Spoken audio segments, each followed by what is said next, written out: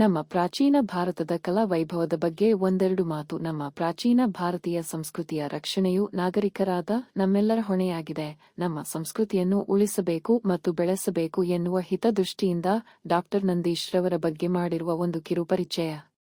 ಇವರು ಭಾರತೀಯ ಪ್ರಾಚೀನ ಹಾಗೂ ದೇಶ-ವಿದೇಶಗಳ ನಾಣ್ಯ ಮತ್ತು ನೋಟುಗಳ ಪ್ರಾಚ್ಯ ವಸ್ತು ಸಂಗ್ರಹಾಲಯದ ಬಗ್ಗೆ ಆ ತಾಯಿ ಭುವನೇಶ್ವರಿ ದೇವಿಯು ಇವರ ನಿಸ್ವಾರ್ಥ ಕಾರ್ಯಕ್ರಮ ಆಶೀರ್ವದಿಸಲಿ ಎಂದು ಮತ್ತು ಇವರ ಸೇವೆಯು ರಾಜ್ಯ ಮತ್ತು ದೇಶ-ವಿದೇಶಗಳಿಗೆ ವ್ಯಾಪಿಸಲಿ ಎಂದು ಆಶಿಸುತ್ತೇವೆ.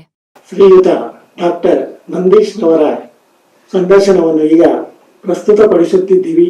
ಇವರು ರಾಜ್ಯ ಮತ್ತು ರಾಷ್ಟ್ರ ಪ್ರಶಸ್ತಿಗಳನ್ನು ಪಡೆದಿರುತ್ತಾರೆ. ಈಗ ಅವರನ್ನು ಸಂದರ್ಶನ ಪ್ರಯುಕ್ತ ನೋಡಬಹುದು. ನಂದೀಶ್ ಅವರೇ, ನಮಸ್ಕಾರ. ನಮಸ್ಕಾರ. ನಿಮ್ಮ ಊರು ಯಾವುದಾದ್ರು ಹೇಳಬಹುದು? ನಾನು ಹುಟ್ಟಿದ್ದು ಫಸ್ಟು ಚಿಕ್ಕಬಳ್ಳಾಪುರ ತಾಲೂಕು, ಚಿಕ್ಕಬಳ್ಳಾಪುರ ಜಿಲ್ಲೆ, ಕುಡೋತಿ ಅಂತ, ಅಲ್ಲಿ ಹುಟ್ಟಿದ್ ಬಂದೆ. ಆಮೇಲೆ ನಾನು ಜಂಗಮಕೋಟೆ, ನಮ್ಮ ಸ್ವಂತ ಸ್ಥಳಕ್ಕೆ ಜಂಗಮಕೋಟೆ ಬಂದು ಕರ್ಕೊಂಡ್ಬಂದರು. ಈ ಜಂಗಮಕೋಟೆಯಲ್ಲಿ ನಾನು ಪ್ರಾಥಮಿಕ ಶಾಲಾ ಶಿಕ್ಷಣವನ್ನು ಪ್ರಾರಂಭ ಮಾಡಿದೆ. ಆಮೇಲೆ ಹೈಸ್ಕೂಲ್ ಸಹ ಅಲ್ಲೇ ಓದಿದೆ. ಆಮೇಲೆ ಮೇಸ್ಟರ್ ಟ್ರೈನಿಂಗು ಸಹ ನಾನು ಮಾಡಿದ್ಮೇಲೆ ಕೆಲಸ ಸಿಕ್ತು. 1975ರಲ್ಲಿ ನನಗೆ ಕೆಲಸ ಸಿಕ್ತು. First appointment Tumakuru district, Tumakuru taluk, Kannogada ಗ್ರಾಮದಲ್ಲಿ ಕೆಲಸಕ್ಕೆ ಸೇರಿಕೊಂಡೆ. ಆಗ ನಮ್ಮಣ್ಣ ಉದ್ಯೋಗ ಮಾಡ್ತಾಯಿದ್ರು, ಬೆಂಗಾಳಿ ಕೆಲಸ, ಚಿನ್ನದ ಕೆಲಸ. ಆಗ ನಾನು 8ನೇ ತರಗತಿಯಲ್ಲಿ ಓದ್ತಾ ಇದ್ದೆ. ನಮ್ಮಣ್ಣ ಹತ್ರ ಒಂದು ಕಾಯಿನ್ಸ್ ಬಂತು, ಏನೋ ಒಡವೆ ಮಾಡ್ಕೊಳ್ಳೋದಕ್ಕೆ ಹಾಗೆ ಅಂತ. ನಾನು ಕರೆಸ್ಬೇಡಿ ಅದನ್ನು ಅಂದ್ಬಿಟ್ಟು ಆಗಲಿಂದ ನಾನು ಈ ನಾಣ್ಯಗಳನ್ನ ಸಂಗ್ರಹಣೆ ಮಾಡ್ಕೊಳ್ಳೋದಕ್ಕೆ ಹವ್ಯಾಸ ಮಾಡಿಕೊಂಡೆ. ಗಂಗರು, ಚಾಲುಕ್ಯರು, ಹೊಯ್ಸಳರು, ಕದಂಬರು, ಪೋರ್ಚುಗೀಸರು, East India company, Shivaji, Akbar, Birbal ಇಂಥ ಕಾಯಿನ್ಸ್ಗಳೆಲ್ಲ ನಾನು ಈಗಾಗಲೇ ಸಂಗ್ರಹಣೆ ಮಾಡಿದ್ದೀನಿ. ಆಮೇಲೆ ಈಗೊಂಥರ ನನಗೇನಾಯಿತು, ಇನ್ನೂ ಜಾಸ್ತಿ ಮಾಡಬೇಕು, ಮಕ್ಕಳಿಗೆ ಶಾಲಾ ಮಕ್ಕಳಿಗೆ ನಾನು ತೋರಿಸ್ಬೇಕು, ಇತಿಹಾಸ ತಿಳಿತದೆ. ಅದರಿಂದ ಯಾರು ರಾಜಭಾರ ಮಾಡ್ತಾಯಿದ್ರು, ಯಾವ ಮಹಾರಾಜರು ರಾಜಭಾರ ಮಾಡ್ತಾಯಿದ್ರು, ಯಾವ ರಾಣಿ ರಾಜಭಾರ ಮಾಡ್ತಾಯಿದ್ರು ಅನ್ನೋದಕ್ಕೆ ಮಕ್ಕಳಿಗೆ ತಿಳಿಸೋದಕ್ಕೆ ಈ ನಾಣ್ಯಗಳನ್ನೆಲ್ಲ ನಾನು ಸಂಗ್ರಹಣೆ ಮಾಡೋದಕ್ಕೆ ಶುರು ಮಾಡಿದೆ. ಈಗಾಗಲೇ ನಾನು 195 ದೇಶದ ನಾಣ್ಯಗಳು ಮತ್ತು ನೋಟುಗಳು ಸಹ ನಾನು ಸಂಗ್ರಹಣೆ ಮಾಡಿದ್ದೀನಿ. ನನ್ನ ಹವ್ಯಾಸ ಏನೊಂದು, ಮಕ್ಕಳಿಗೆ ಇನ್ನೊಂದು ಎಲ್ಲ ಪ್ರಾಣಿಗಳನ್ನ ಬ್ರಿಟನ್ನಿಂದ ತರಿಸಿದ್ದೀನಿ. ಗ್ರೇಟ್ ಬ್ರಿಟನ್ನಿಂದ ಸಸ್ಯಾಹಾರಿ ಪ್ರಾಣಿಗಳು, ಮಾಂಸಾಹಾರಿ ಪ್ರಾಣಿಗಳು, ಮಿಶ್ರಾಹಾರಿ ಪ್ರಾಣಿಗಳು ಬಗ್ಗೆ ಮಕ್ಕಳಿಗೆ ಬಯಾಲಜಿ, ಸಸ್ಯಶಾಸ್ತ್ರ, ಪ್ರಾಣಿಶಾಸ್ತ್ರ ಇದ್ರ ಬಗ್ಗೆ ತಿಳಿಸೋದಕ್ಕೆ ನಾನು ಸಂಗ್ರಹಣೆ ಮಾಡ್ತಾ ಇದ್ದೀನಿ. ಅಲ್ಲಿ ಇಲ್ಲಿ ಎಲ್ಲ ಎಕ್ಸಿಬಿಷನ್ ಮಕ್ಕಳಿಗೆ ಇದರಿಂದ ಜ್ಞಾನಾಭಿವೃದ್ಧಿ ಆಗುತ್ತೆ. ಆಮೇಲೆ ಇದರಿಂದ ಮಕ್ಕಳಿಗೆ ಜ್ಞಾನಾಭಿವೃದ್ಧಿ ಆಗುತ್ತೆ, ಮನವರಿಕೆ ಆಗುತ್ತೆ. ಎಲ್ಲ ಇದು ಟಾಪ್ ಟು ಬಾಟಮ್ ಎಲ್ಲ ಓದ್ತಕ್ಕಂಥ ವಿದ್ಯಾರ್ಥಿಗಳಿಗೆ ಇದು ಅನುಕೂಲ ಆಗುತ್ತೆ ಅನ್ನೋ ಉದ್ದೇಶದಿಂದ ನಾನು ಮಾಡಿದ್ದೀನಿ. ಅಷ್ಟೇ ಅಲ್ಲ, 25 ದೇಶದ ಟೆಲಿಫೋನ್ಗಳು ಸಂಗ್ರಹಣೆ ಮಾಡಿದ್ದೀನಿ. ಇದರಿಂದ ನಿಮ್ಗೆ ಏನು ಉಪಯೋಗ? ಅಲ್ಲಿ ನಮಗೆ ಏನು ಉಪಯೋಗ ಇಲ್ಲ. ನಮ್ಗೆ ಏನಂದ್ರೆ ಮಕ್ಕಳು ನೋಡಿದ್ರಲ್ಲ, ಮಕ್ಕಳು ಗಮನಿಸಿದ್ರಲ್ಲ, ಇತಿಹಾಸ ತಿಳಿತಲ್ಲ, ವಿಜ್ಞಾನ ತಿಳಿತಲ್ಲ, ಗಣಿತ ತಿಳಿತಲ್ಲ, ಕನ್ನಡ ತಿಳಿತಲ್ಲ ಅನ್ನೋ ಉದ್ದೇಶದಿಂದ ಪ್ರತ್ಯಕ್ಷವಾಗಿ ನೋಡೋದಕ್ಕೆ ಅನುಕೂಲ ಮಾಡ್ತಾರೆ. ಜ್ಞಾನಾರ್ಜನೆ ಆಗುತ್ತೆ ಅನ್ನೋ ಉದ್ದೇಶದಿಂದ ನಾನು ಮಾಡಿದ್ದೀನಿ. ಆಮೇಲೆ ಈ ಪುರಾತನ ಕಾಲದ ಹೈಲೈಟ್ಸು, ಇದು ಕ್ಯಾಮರಾಗಳು, ಪುರಾತನ ಕಾಲದ ಗಡಿಯಾರಗಳು ಆಯ್ತಾ ಮಾಡಿದ್ದೀನಿ. ಆಮೇಲೆ ಸೂಕ್ಷ್ಮದರ್ಶಕ ಯಂತ್ರಗಳು, ಬೈನಾಕುಲರ್ಗಳು, ಟೆಲಿಫೋನ್ಗಳು, ಇನ್ನು ಮುಂತಾದ ಅನೇಕ ಪುರಾತನ ಕಾಲದ ವಿದ್ಯೆಗಳು. ಕ್ಯಾಮರಾದ ಬಗ್ಗೆ ನಿಮ್ಗೆ ಏನಾದ್ರು ಇದಿದೆಯಾ? ಎಲ್ಲ ವಿದೇಶಿದೆ, ಎಲ್ಲ ವಿದೇಶಿದ ಕ್ಯಾಮರಾಗಳು. ಕ್ಯಾಮರಾ ಅಂದ್ರೆ ಯಾವ ತರದ್ದು? ಛಾಯಾಗ್ರಾಹಕ ಅಂದ್ರೆ ಯಾವುದು? ಛಾಯಾಗ್ರಾಹಕ ಇದೆ. ಆಮೇಲೆ ಇದಿದೆ ಅತಿ. ಹಾಗಾಗಿ ಅತಿ ದೂರದಲ್ಲಿ ಇರ್ತಕ್ಕಂಥ ಇವು ವಸ್ತುಗಳನ್ನ ಕ್ಯಾಚ್ ಮಾಡುತ್ತೆ ಕ್ಯಾಮರಾಗಳು. ಅತಿ ಸಮೀಪದಲ್ಲಿ ಇರ್ತಕ್ಕಂಥದ್ದನ್ನು ಕ್ಯಾಚ್ ಮಾಡುತ್ತೆ. ಪುರಾತನ ಕ್ಯಾಮರಾಗಳು ಸಹ ನಾನು ರೆಡಿ ಮಾಡಿದ್ದೀನಿ. ಆಮೇಲೆ ಪುರಾತನ ಕಾಲದ ಗಡಿಯಾರಗಳು ಏನಪ್ಪಾ ಅಂತಂದ್ರೆ, ಈಗ ಜಪಾನು, ಜರ್ಮನಿ, ಹಾಂಗ್ಕಾಂಗ್, ದುಬೈ ಅಲ್ಲಿನ ಟೈಮಿಗೂ ನಮ್ಮ ಟೈಮಿಗೂ ಏನು ವ್ಯತ್ಯಾಸ ಅನ್ನೋದು ಗಡಿಯಾರಗಳು ಸಹ ನಾನು ಒಂದು ಸುಮಾರು 70 ದೇಶದ ಗಡಿಯಾರಗಳು ಸಂಗ್ರಹಣೆ ಈಗಲೂ ಮಾಡ್ತಾ ಇದ್ದೀವಿ. 70 ದೇಶದ ಗಡಿಯಾರಗಳಿದೆ ಹತ್ರ. ನೋಡ್ಬೇಕಾಗ್ತಕ್ಕಂಥದ್ದು. ಮುಂದೆ ಏನ್ ಮಾಡ್ಬೇಕು ಅಂತಿದೆ? ಇದು ಮುಂದೆ ಏನು ಅಂತಂತಕ್ಕಂಥದ್ದು, ಗೌರ್ಮೆಂಟ್ ಸರ್ಕಾರಕ್ಕೆ ಇದು ಕೊಟ್ಬಿಟ್ಟು ನನಗೊಂದು ಬಿಲ್ಡಿಂಗ್ ಕಟ್ಸ್ಕೊಳಕ್ಕೆ ಮಾಡಿಕೊಟ್ರೆ ನಾನು ಒಂದು ವಸ್ತು ಸಂಗ್ರಹಾಲಯ ಮಾಡ್ಬೇಕು ಅಂತಕ್ಕಂಥ ಒಂದು ಆಸೆ ಇದೆ. ನಿಮ್ಮ ಹೆಸರೇ ಇರ್ಬೋದಾಗ? ಇಲ್ಲಿ ಭಗವಂತನಿದು. ನಿಮ್ಮ ತಂದೆ ಹೆಸರೇನು? ನಮ್ಮ ತಂದೆ ಹೆಸರು ಡೆಡ್ ಆಗಿದೆ. ನಮ್ಮ ತಂದೆ ಬಸವಾಚಾರಿ ಅಂತ. ತಾಯಿ ಹೆಸರು ಚೆನ್ನವೀರಮ್ಮ ಅಂತ. ನಮ್ಮ ಮಿಸ್ಸಸ್ ಹೆಸರು ಜಯಲಕ್ಷ್ಮಮ್ಮ ಅಂತ. ಮಗನ ಹೆಸರು ಬಂದು ಶಿವಪ್ರಸಾದ್ ಅವ್ರೇನ್ ಮಾಡ್ತಾ ಇದಾರೆ? ನಮ್ಮ ಮಗ ಡಾಕ್ಟ್ರು. ಇವರು ನಿಮ್ಮ ಮಿಸ್ಸಸ್ ಹೌಸ್ ವೈಫು. ಹೌದಾ? ನಿಮ್ಗೆ ಏಜ್ ಎಷ್ಟು ಈಗ? ನನಗೆ 73 ರನ್ನಿಂಗು, 73 ವರ್ಷ ನಡೀತಾ ಇದೆ, 72 ಕಳೀತು. ಈಗಾಗಲೇ ನನಗೆ 2 ರಾಷ್ಟ್ರಪತಿಗಳಾಗಿದೆ, ಅವಾರ್ಡ್ ಆಗಿದೆ, ಸ್ಟೇಟ್ ಅವಾರ್ಡ್ ಆಗಿದೆ, ಡಿಸ್ಟಿಕ್ ಅವಾರ್ಡ್ ಆಗಿದೆ. ತದನಂತರ ತಮಿಳುನಾಡಿನಲ್ಲಿ ಡಾಕ್ಟರೇಟ್ಸ್ ಅವಾರ್ಡ್ ಆಗಿದೆ. ಗೋವಾದಲ್ಲಿ ಅಮರಸಿಂಹ ಜಗನ್ನಾಚಾರ್ಯ ಪ್ರಶಸ್ತಿ ಆಗಿದೆ ಗೋವಾದಲ್ಲಿ. ಹಾಗೆ ಮೊನ್ನೆ ಇದು ದ್ರೋಣಾಚಾರ್ಯ ಪ್ರಶಸ್ತಿ ಆಗಿದೆ, ಆಯ್ತಾ. ಆಮೇಲೆ ಗಡಿನಾಡ ರತ್ನ ಪ್ರಶಸ್ತಿ ಆಗಿದೆ. ಇನ್ನು ಮಧ್ಯಪ್ರದೇಶ, ಮಹಾರಾಷ್ಟ್ರ, ಒರಿಸ್ಸಾ ಅಂತ ಜಾಗದಲ್ಲಿ ನಾನು ಈ ಪ್ರೋಗ್ರಾಮ್ ಕೊಟ್ಟಿರೋದಕ್ಕೋಸ್ಕರ ನನಗೆ ಅವಾರ್ಡ್ ಕೊಟ್ಟಿದ್ದಾರೆ. ಆದರೆ ಪ್ರತ್ಯಕ್ಷವಾಗಿ ನೀವು ಟಿವಿಯಲ್ಲಿ ಗಮನಿಸಬಹುದು. ದೇಶ ವಿದೇಶ ಎಲ್ಲ ದೇಶ ವಿದೇಶ ಇಲ್ಲ, ಒಂದೇ ನಮ್ಮ ಭಾರತ ದೇಶ ಎಲ್ಲ ಪೂರೈಸಿದೆ. ಇದು ರಾಜ್ಯದಲ್ಲಿ ಪೂರ್ತಿ ಆಗಿದೆ. ನಮ್ಮ ರಾಜ್ಯ ಎಲ್ಲ ಪೂರ್ತಿ ಕಂಪ್ಲೀಟ್ ಆಗಿದೆ. ಒಂದ್ಸರಿ ಇಲ್ಲ, 2 ಸರಿ ಇಲ್ಲ, ಸುಮಾರು ಸರಿ ಎಲ್ಲ ಆಗಿದೆ. ಈಗ ಜನರ ಪರಂಪರೆ ನಡೆ ನೋಡಿ ಹೇಗಿರುತ್ತೆ, ಆಹಾರ ಪದ್ಧತಿ ಹೇಗಿರುತ್ತೆ, ನಮ್ಮ ರಾಜ್ಯದ ಪದ್ಧತಿ ಹೇಗಿರುತ್ತದೆ? ನಮ್ಮ ರಾಜ್ಯದ ಎಲ್ಲ ರಾಜ್ಯಗಳು ಒಂದೇ, ಎಲ್ಲಾ ಭಾವನೆ ಒಂದೇ. ಏನಪ್ಪಾ ಅಂತಂದ್ರಾಗ ಪ್ರಪಂಚ ನೋಡೋದಕ್ಕೆ ವಿಶಾಲವಾಗಿದೆ. ಇದು ಏನಂದ್ರೆ ಮಕ್ಕಳಿಗೆ ಒಂದು ಗ್ರಹಿಕೆ ವಹಿಸ್ಬೇಕು ಅಂದ್ಬಿಟ್ಟು ನಾನು ತುಂಬಾ ಕಷ್ಟಪಟ್ಟು ಮಾಡಿದ್ದೀನಿ. ಮುಂದೆ ಮಕ್ಕಳಿಗೆ ಇದು ಅನುಕೂಲ ಆಗಲಿ, ಎಲ್ಲಾ ವಿಷಯಗಳಲ್ಲೂ ಸಹ ನಾನು ಸಂಘಟನೆ ಮಾಡಿದ್ದೀನಿ, ಎಲ್ಲಕ್ಕೂ ಅನುಕೂಲ ಆಗುತ್ತೆ.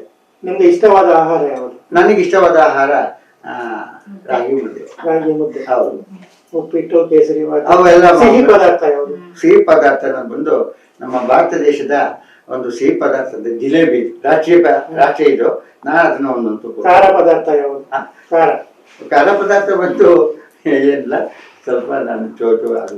ನೀವು ಡಾಕ್ಟರ್ ನಂದೀಶ್ ಅವರ ಬಗ್ಗೆ ಒಂದೆರಡು ಮಾತುಗಳನ್ನು ಹೇಳಬೇಕಾಗಿ ವಿನಂತಿ. ಡಾಕ್ಟರ್ ನಂದೀಶ್ ಅವ್ರನ್ನ ನಾನು ಸುಮಾರು ಒಂದು 20-25 ವರ್ಷದಿಂದ ಬಲ್ಲೆ. ಅವರು ನಮ್ಮ ಆಪ್ತ ಸ್ನೇಹಿತರು. ಒಂದು ಗೊಂಬೆ ಮನೆಯಲ್ಲೊಂದು ಶರಣ ಸಂಜೆ ಅನ್ನುವ ಕಾರ್ಯಕ್ರಮದಲ್ಲಿ ಅವ್ರನ್ನ ಸನ್ಮಾನ ಮಾಡಿ ಅವರಿಗೆ ಅವ್ರ ಬಗ್ಗೆನೇ ಒಂದು ಕವಿತೆ ರಚನೆ ಮಾಡಿ ಅವನ್ ಕಾಣಿಕೆ ಕೊಟ್ಟಂತಹ ಒಂದು ನೆನಪು ಈಗ ಕಾಡ್ತಾ ಇದೆ. ನೋಡಿ, ಆ ಕವಿತೆ ಹೀಗಿದೆ. ಕವಿತೆಯ ಶೀರ್ಷಿಕೆ ಸೌಗಂಧದ ಪರಿಮಳ. ಈ ಕವಿತೆನ ಶ್ರೀಯುತ ನಂದೀಶ್ ಅವರನ್ನು ಕುರಿತಾಗಿರಿಸಿದಂಥದ್ದು. ಕವಿತೆಯ ಶೀರ್ಷಿಕೆ ಸೌಗಂಧದ ಪರಿಮಳ. ನಮ್ಮೂರ ಕೀರ್ತಿ ಧ್ವಜ ಮುಗಿಲಿಗೇರಿಸಿ ಉನ್ನತ ಮನ್ನಣೆಗೆ ಪಾತ್ರರಾದವರು. ನಮ್ಮೂರ ಕೀರ್ತಿ ಧ್ವಜವ ಮುಗಿಲಿಗೇರಿಸಿ ಉನ್ನತ ಮನ್ನಣೆಗೆ ಪಾತ್ರರಾದವರು. ರಾಷ್ಟ್ರ ಪುರಸ್ಕಾರ 2 ಬಾರಿ ಗಳಿಸಿ ವಿಜಯಮಾಲೆಯ ಧರಿಸಿಕೊಂಡವರು. ರಾಷ್ಟ್ರ ಪುರಸ್ಕಾರ 2 ಬಾರಿ ಗಳಿಸಿ ವಿಜಯಮಾಲೆಯ ಧರಿಸಿಕೊಂಡವರು. ದೇಶ ವಿದೇಶಿ ವಸ್ತುಗಳ ಸಂಗ್ರಹಿಸುತ್ತಾ ನಾಣ್ಯ ನೋಟುಗಳ ಕ್ರೋಢೀಕರಿಸುತ್ತಾ ದೇಶ ವಿದೇಶಿ ವಸ್ತುಗಳ ಸಂಗ್ರಹಿಸುತ್ತಾ ನಾಣ್ಯ ನೋಟುಗಳ ಕ್ರೋಢೀಕರಿಸುತ್ತಾ ಶಿಕ್ಷಕ ವೃತ್ತಿಯಿಂದ ನಿವೃತ್ತರಾದರು. ಪ್ರವೃತ್ತಿಯಿಂದಲೇ ಪ್ರಖ್ಯಾತರಾದರು. ಶಿಕ್ಷಕ ವೃತ್ತಿಯಿಂದ ನಿವೃತ್ತರಾದರು, ಪ್ರವೃತ್ತಿಯಿಂದಲೇ ಪ್ರಖ್ಯಾತರಾದರು. ಅಮೂಲ್ಯ ವಸ್ತುಗಳನ್ನೆಲ್ಲ ಸಂಗ್ರಹಿಸುತ್ತಾ 16 ಪ್ರಶಸ್ತಿ ಸನ್ಮಾನಗಳ ಗಳಿಸುತ್ತಾ ಅಮೂಲ್ಯ ವಸ್ತುಗಳನ್ನೆಲ್ಲ ಸಂಗ್ರಹಿಸುತ್ತಾ 16 ಪ್ರಶಸ್ತಿ ಸನ್ಮಾನ ಗಳಿಸುತ್ತಾ ಪ್ರದರ್ಶಿಸಿ ಸಂಭ್ರಮಿಸುವ ಭಾವಜೀವಿ ಗುರು ನಂದೀಶರೆಂಬ ಮಹಾನುಭಾವಿ. ಅರಸಿ ಬರುತ್ತಲಿವೆ ಬಿರುದು ಬಾವಲಿಗಳು. ಬಿರಿದು ಬಾವಲಿಗಳು. ಸುಗಂಧ ಸುಮ ಸೆಳೆವಂತೆ ದುಂಬಿಗಳು. ಅರಸಿ ಬರುತ್ತಲಿವೆ ಬಿರಿದು ಬಾವಲಿಗಳು, ಸುಗಂಧ ಸುಮ ಸೆಳೆವಂತೆ ದುಂಬಿಗಳು. ಕೀರ್ತಿ ಸುಸಲಿ ಸೌಗಂಧ ಪರಿಮಳದಂತೆ ಪೊರೆಯಲಿ ಸುಜ್ಞಾನ ಪ್ರಿಯ ನೆರಳಿನಂತೆ. ಸನ್ಮಾನ್ಯ ಶ್ರೀಯುತ ನಂದೀಶ್ ಅವರಿಗೆ ಇದನ್ನು ಸನ್ಮಾನ ಮಾಡಿ ನಾನು ಅವರಿಗೆ ನಮ್ಮ ಮನೆಯಲ್ಲಿ ಅರ್ಪಿಸಿದ್ದೆ. ನಿವೃತ್ತ ಶಿಕ್ಷಕ ಡಾಕ್ಟರ್ ನಂದೀಶ್ ಅವರು ಪ್ರಾಚೀನ ವಸ್ತುಗಳು, ದೇಶ ವಿದೇಶಿ ಪುರಾತನ ನಾಣ್ಯಗಳು, ನೋಟುಗಳ ಸಂಗ್ರಹದಿಂದ ಪ್ರಖ್ಯಾತಿ ಹೊಂದಿದ್ದಾರೆ. ಇವರ ಗಣನೀಯ ಸೇವೆಯನ್ನು ಗುರುತಿಸಿ ದಿನಾಂಕ 10/10/24 ನಡೆದ ಗೊಂಬೆ ಮನೆಯಲ್ಲೊಂದು ಶರಣ ಸಂಜೆ ಹಾಗೂ ತಿಂಗಳ ಬೆಳಕು 111 ಈ ಕಾರ್ಯಕ್ರಮದಲ್ಲಿ ಅವರನ್ನು ಪುರಸ್ಕಾರ ಮಾಡುವಂತಹ ಪುಣ್ಯ ನಮ್ಮ ಪಾಲಿನದ್ದಾಗಿತ್ತು. ಶ್ರೀಯುತ ನಂದೀಶ್ ಅವರನ್ನು ಕುರಿತು ಕವಿತೆ ರಚನೆ ಮಾಡಿದ್ದಕ್ಕೆ ನನಗೊಂದು ಖುಷಿ ಆಯಿತು. ಅವರ ಬಗ್ಗೆ ಮಾತುಗಳನ್ನು ಹೇಳಬೇಕಾಗಿ ವಿನಂತಿ. ಈಗ ಅವರು ನಮ್ಮೊಂದಿಗೆ ಮಾತಾಡುತ್ತಾರೆ. ಶ್ರೀಯುತ ನಂದೀಶ್ ಅವರು ನನಗೆ ಬಹಳ ದಿನದಿಂದ ಪರಿಚಯ.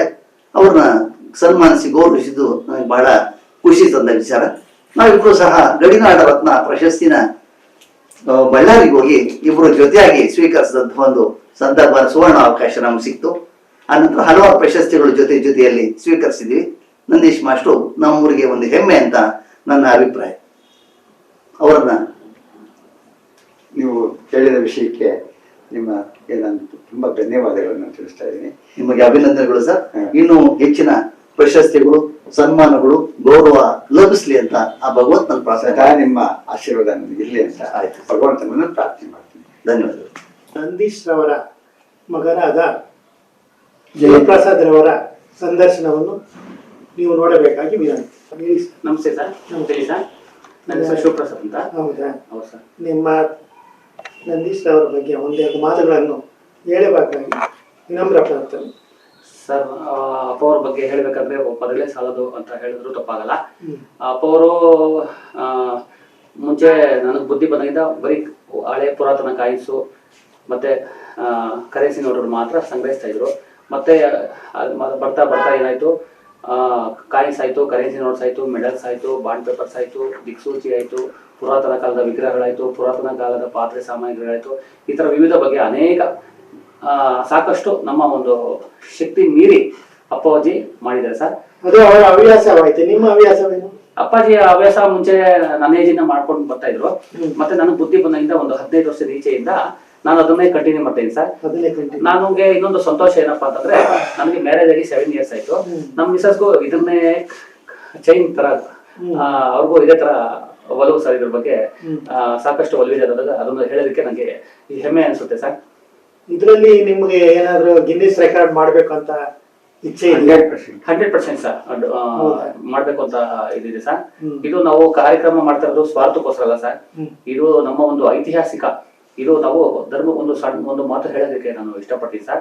ನಾವು ನಾನು ಹೇಳಿದ ಮಾತಲ್ಲ, ಧರ್ಮಸ್ಥಳಕ್ಕೆ ಹೋಗಿದ್ರೆ ಆ ಧರ್ಮಸ್ಥಳದಲ್ಲಿ ಮ್ಯೂಸಿಯಂ ಅಲ್ಲಿ ಪ್ರಾಚೀನ ಕಾಲದ ಏನು ವಸ್ತು ಸಂಗ್ರಹಾಲಯ ಇತ್ತು, ಆ ಒಂದು ಮ್ಯೂಸಿಯಂ ಒಳಗಡೆ ಮಹಾನ್ ಭಾವನರಾದ ಡಾಕ್ಟರ್ ವೀರೇಂದ್ರ ಹೆಗ್ಡೆ ಸರ್ ಬರೆದಿರ್ತಕ್ಕಂಥ ಮಾತು ಏನಪ್ಪಾ ವಿಷಯ ಅಂತಂದ್ರೆ, ನಮ್ಮ ಪ್ರಾಚೀನ ಭಾರತೀಯ ಸಂಸ್ಕೃತಿಯ ರಕ್ಷಣೆ ನಾಗರಿಕರ ನಮ್ಮೆಲ್ಲರ ಹೊಣೆ. ಅಂದ್ರೆ ಬರೀ ನಾವೇ ಮಾಡ್ಬೇಕು ಅಂತಂತಲ್ಲ, ಅಟ್ಲೀಸ್ಟ್ ಮಾಡಕ್ಕಾಗದಿರೂ ಅದನ್ನು ಪ್ರೋತ್ಸಾಹಿಸಬೇಕು, ಉಳಿಸ್ಬೇಕು, ಬೆಳೆಸ್ಬೇಕು ಅಂತ ಹೇಳೋದಕ್ಕೆ ಇಷ್ಟಪಡ್ತೀನಿ ಸರ್. ಬರೀ ಪ್ರಾಚೀನ ವಸ್ತುಗಳೇ ಅಂತಲ್ಲ, ನಾವು ಪುರಾತನ ಕಾಲದ ರಾಜ ಮಹಾರಾಜರ ವಂಶದವರು ಆಳಿರ್ತಕ್ಕಂಥ ಚೋಳರು ಇರ್ಬೋದು, ಗಂಗರು, ಈಗ ಎಕ್ಸಾಂಪಲ್ ಹಂಪೆ ಇರ್ಬೋದು, ಈ ತರ ಪುರಾತನ ದೇವಾಲಯಗಳನ್ನ ಸಂರಕ್ಷಣೆ ಮಾಡ್ಬೇಕು, ಅದನ್ನ ಉಳಿಸ್ಕೊಂಡು ಹೋಗ್ಬೇಕು ಅನ್ನೋದಕ್ಕೆ ಹೇಳೋದಕ್ಕೆ ಇಷ್ಟಪಡ್ತೀನಿ ಸರ್. ಸರಿ, ಮುಂದೆ ನಿಮ್ಮ ಏನಾದ್ರು ಇಚ್ಛೆ ಇದೆಯಾ ಸರ್? ಇದನ್ನೇ ಮುಂದುವರ್ಸ್ಕೊಂಡು ಹೋಗ್ಬೇಕು ಅಂತ ನನ್ನ ಆಸೆ ಸರ್. ಮಕ್ಕಳಿಗೆ 1 ರೂಪಾಯಿ ಬೆಲೆ ಅನ್ನೋದು ಗೊತ್ತಾಗಬೇಕು. ಅವ್ರು ತಂದೆ ತಾಯಿಗಳು ಕೊಡ್ತಾರೆ, ಮಕ್ಕಳನ್ನ ಅದನ್ನ ಹಾಳು ಮಾಡಬಾರ್ದು. ಯಾಕಂದ್ರೆ ತಂದೆ ತಾಯಿಗಳು ಕಷ್ಟಪಟ್ಟು ಬೆವರು ಸುರಿಸಿ 1 ರೂಪಾಯಿ ಸಂಪಾದನೆ ಮಾಡಿ ಮಕ್ಕಳನ್ನ ಓದಿಸ್ತಾರೆ. ಆ ಖರ್ಚು ಮಾಡಿ ತಕ್ಕಂತೆ ಮಕ್ಕಳು ಚೆನ್ನಾಗಿ ವಿದ್ಯಾಭ್ಯಾಸ ಮಾಡಿ ನಮ್ಮೊಂದು ಈ ಐತಿಹಾಸಿಕ ಏನ್ ಮಾಹಿತಿ ಇದೆ ಇದ್ರ ಬಗ್ಗೆ ಚೆನ್ನಾಗಿ ಎಲ್ಲ ಪ್ರತಿಯೊಬ್ಬ ನಾಗರಿಕನು ಇದ್ರ ಬಗ್ಗೆ ತಿಳ್ಕೊಬೇಕು. ಆ ಒಂದು ಕಾನ್ಸೆಪ್ಟ್ ಇಂದ ಈ ಒಂದು ನಾವು ಕೆಲಸ ಮಾಡ್ತಾ ಇರ್ತಕ್ಕಂಥ ಉದ್ದೇಶ ಸರ್. ಇದು ನಿಸ್ವಾರ್ಥ ಸೇವೆಯಿಂದ ಮಾಡ್ತಾ ಇರ್ತಕ್ಕಂಥ ಕೆಲಸ ಸರ್. ಇದು ನಿಮ್ಮ ಹವ್ಯಾಸ? ನನ್ನ ಹವ್ಯಾಸ ಸರ್ ಸೇಮ್ ಅಪ್ಪಾಜಿ ಏನ್ ಮಾಡ್ತಾ ಇದ್ರು ನಾನು ಅದನ್ನೇ ಮುಂದುವರ್ಸ್ಕೊಂಡು ಹೋಗ್ತೀನಿ ಸರ್. ನಿಮ್ಮ ಮಕ್ಕಳ ಬಗ್ಗೆ ತಿಳಿಸು. ಇದ್ರ ಬಗ್ಗೆ ಇದನ್ನೇ ಮುಂದುವರ್ಸ್ಕೊಂಡು ಹೋಗ್ಬೇಕು ಅಂತ ಹೇಳೋದಕ್ಕೆ ಇಷ್ಟಪಡ್ತೀನಿ ಸರ್. ಅಷ್ಟೇ ಸರ್. Thank you sir. ಶುಭ. Thank you sir. Thank you.